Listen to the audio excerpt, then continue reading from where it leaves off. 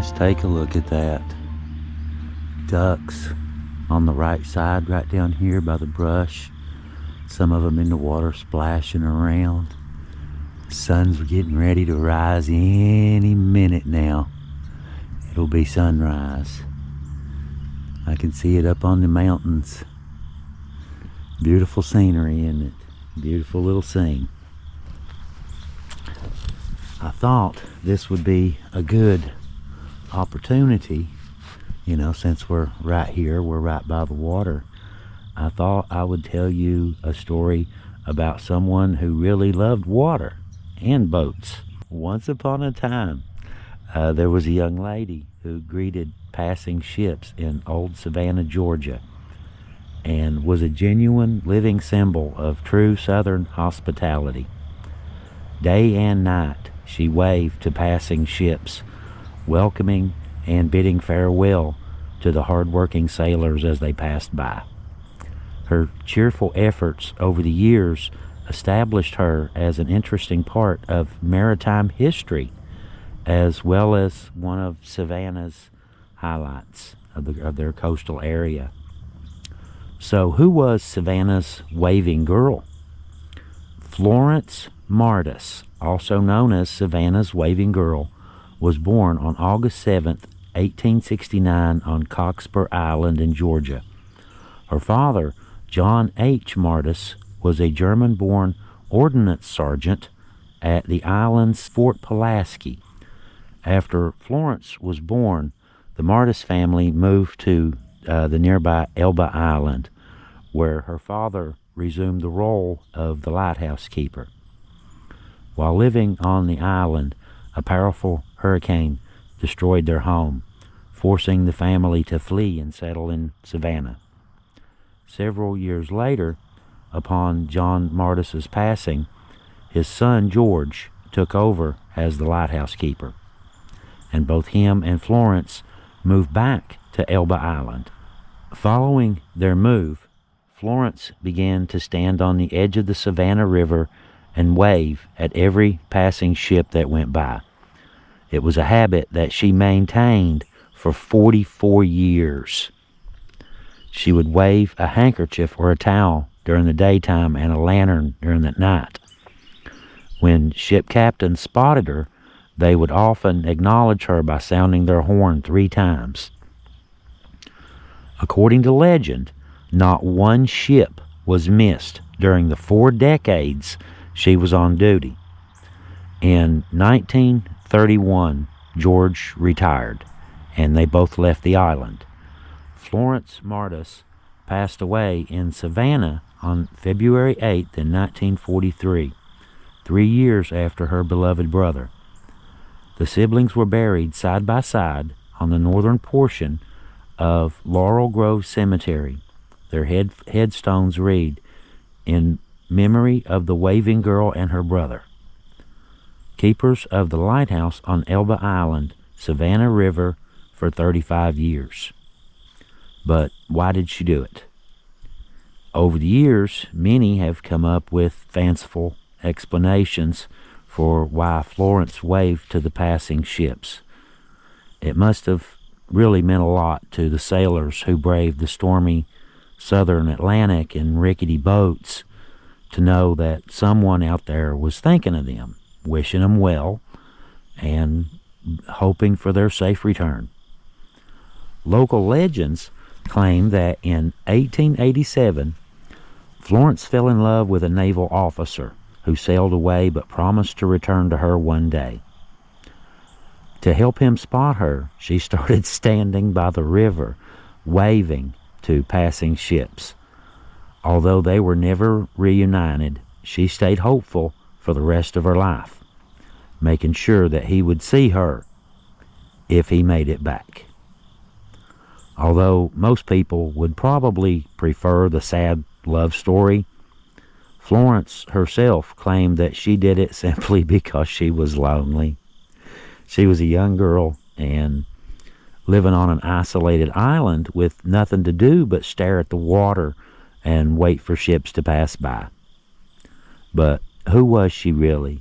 During the early 1960s, a preservation movement swept through Savannah, motivating locals to restore the historic waterfront churches, houses that still remained, and redo the waterfront. As part of this initiative, the city decided it would be appropriate to erect a monument honoring Savannah's waving girl. Funds immediately started to be collected. The process took several years, but finally, in 1968, the money was available to finance the project. The plan was to place the statue in Washington Square, which is part of Savannah's historic district. However, the community determined that the ground in the square couldn't support the weight of the monument. They also agreed that the statue would be out of place in the city center. The city concluded that the perfect location would be on Morrell Park on East River Street, overlooking the waterfront.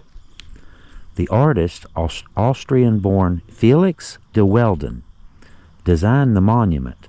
De Weldon, who was a distinguished sculptor of the time, is best known for creating the famous Marine Corps War Memorial in Virginia, also known as the Iwo Jima Memorial, and the Simon Bolivar statue in Washington, D.C. as well. The sculptor's initial draft was modified based on feedback he received from locals who insisted that the monument to capture Florence's essence perfectly. The 9-foot-tall bronze statue stands on a large platform and depicts young Florence wearing a simple short-sleeved dress with both hands holding a flowing handkerchief. At her feet we see the lantern she used to salute passing ships at night. By her side we see a large rough collie representing the dogs she and George bred on the island. Although de Weldon initially drew Florence barefoot, the artist modified the sketch to add a pair of shoes after a local store described the footwear Florence had purchased from them. The Waving Girl statue was cast in Rome, Italy, and dedicated in 1972, a year after it arrived in Savannah. According to local legend, the ship's captain who brought the statue refused payment because of the fond memories he had of Florence waving at him. To this day, ships blow their horn to salute the monument when entering the Savannah River. After the Waving Girl's passing, the Propeller Club of Savannah named a Liberty ship after her.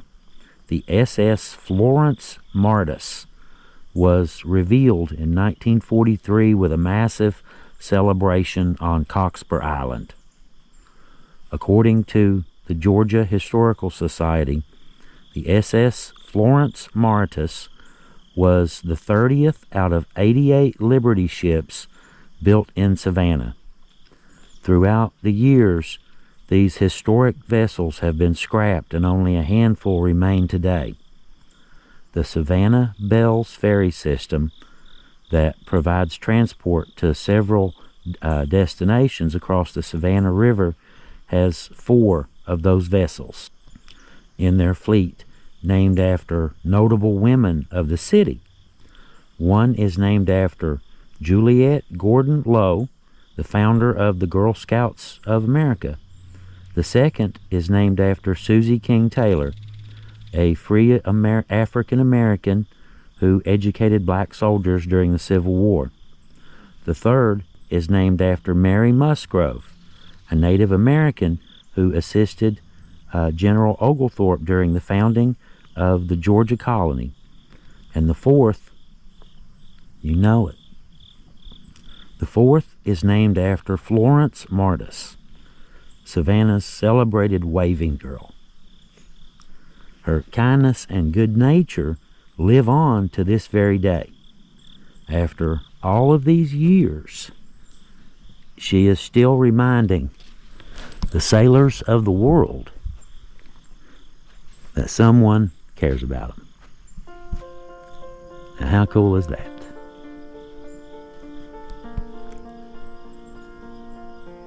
The sun is up.